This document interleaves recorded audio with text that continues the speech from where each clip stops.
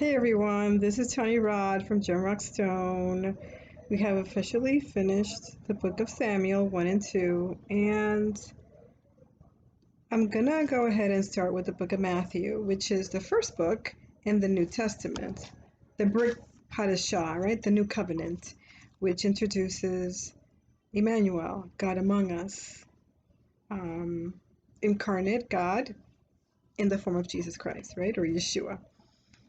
And the genealogy takes most of chapter 1 in the book of Matthew, but I'm going to break this into little chunks because I just think it's easier for me anyway to do it like this. So it begins. The book of the genealogy of Jesus Christ, the son of David, the son of Abraham. So three important characters, right? Jesus Christ, David, whom we just read about in the book of Samuel, and Abraham, the one who started the obedience, right, towards listening to God and what his will was for Abraham's life and for the people out in his lineage. So let me just start it again because I talked too much, sorry. The book of the genealogy of Jesus Christ, the son of David, the son of Abraham. Abraham was the father of Isaac, and Isaac the father of Jacob, and Jacob the father of Judah and his brothers. Now remember that Jacob had 12 sons, right? 10 of them from Leah and her, so they were concubines, right? Leah and Rebecca were sisters. His love, right? Jacob's love was for, for Rachel. Jacob's love was for Rachel.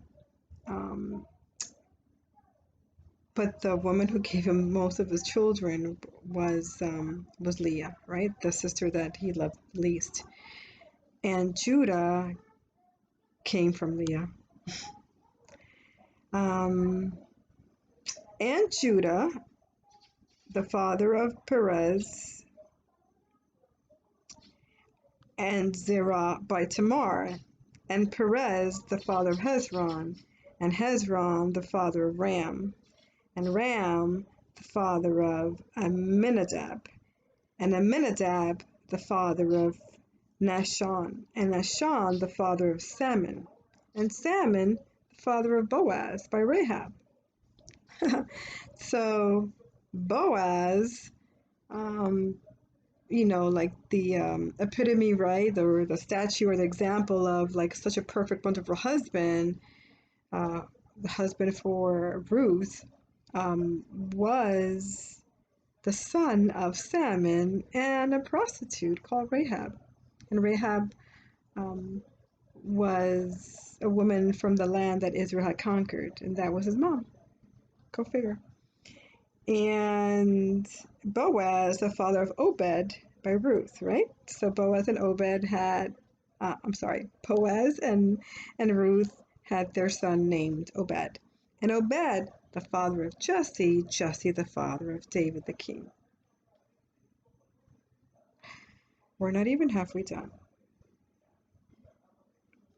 But here's the lineage that will lead us to how it is that God orchestrated for Jesus Christ to come through, right? For Yeshua to come through. And I just kind of highlighted a few people that kind of stand out, but none of them were worthy. Who's worthy, right? So which one of these people are worthy to be in the lineage of Yeshua, of the Son of God incarnate, of Emmanuel, God among us? Who's worthy? Was the prostitute Rahab worthy to be the mother of someone in the lineage of Jesus Christ? Was David worthy, the king, with everything he did? And Tamar. Was Tamar worthy to have children who would be in the lineage? Tamar was the daughter-in-law of Jacob. Jacob's sons, was it Jacob? Yeah, no, with Judah. of Judah. And Judah's son, she was married to one of Judah's son. And then he died, and then she was married to the other one. And then he died, and she was barren, she was left without children and without husband. And so she was sent back to her family, and she posed as a prostitute and slept with Judah, because I think at that point his wife had died. And so he didn't know it was her. He slept with her, and she got pregnant with twins. And as weird as it is, with her father-in-law, right, who now became her husband. Um, so it's like so weird. It's just such weird people, or maybe they're not so weird, right? And just kind of convoluted relationships and not very normal. That's what I mean by that.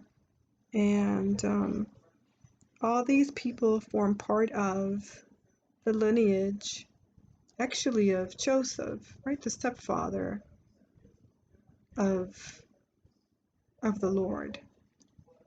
It wasn't like Jesus. I mean, we'll see that later on. Jesus didn't come from the bloodline, because the bloodline was God, right? And Mary. Um, but he did come through that lineage. That was his history of the people who formed to be his parents here on earth. And it just shows that who's worthy to be in this lineage. Not any of these people. Who's worthy to be called a son or daughter of God? Not me, not you, not us. And yet we are the type of people that God uses. We are precisely the type of people that God uses to do his will, because we're not perfect, and we may not be worthy, but I don't think we're supposed to be, because all glory goes to God with everything that happens in our lives. And if we were worthy, then some of the glory will come to us. But because we're not worthy to form part of God's family, he chooses us. All right, everyone. Jim Rockstone. This is Tony Raw. Talk to you soon.